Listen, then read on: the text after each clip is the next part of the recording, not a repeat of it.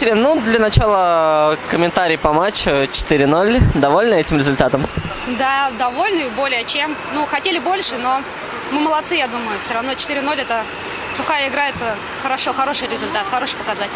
Что можно сказать о вашем сопернике, о сибирских хасках? Это вторая команда Новосибирска.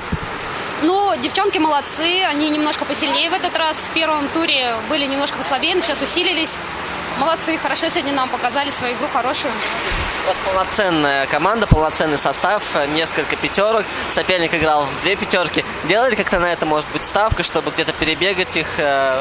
Ну, кстати, нет. Мы особо и не делали на эту ставку, просто так как у нас большой состав, хотели поиграть все. Дали возможность всем поиграть.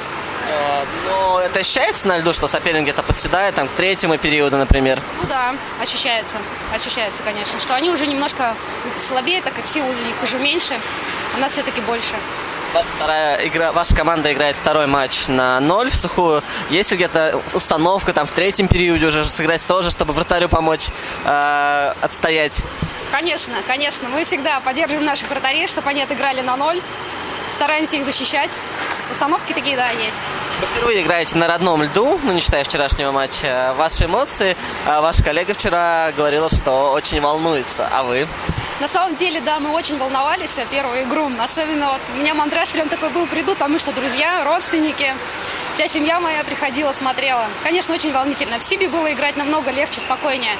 Но сегодня вторая игра у нас была, уже другой настрой был совершенно, другие эмоции были. Был настрой на победу, на полную отдачу, так что сегодня уже спокойнее было. А до этого ваши родственники видели, как вы играете в хоккей? Конечно, видели, да.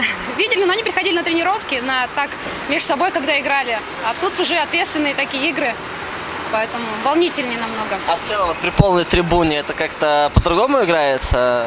Да. Когда трибуны пустые, все равно давление не чувствуешь со стороны болельщиков. А тут нужно, как сказать, выложиться, показать, что ты можешь, что мы можем выиграть, чтобы все довольны остались. Ощущается, да.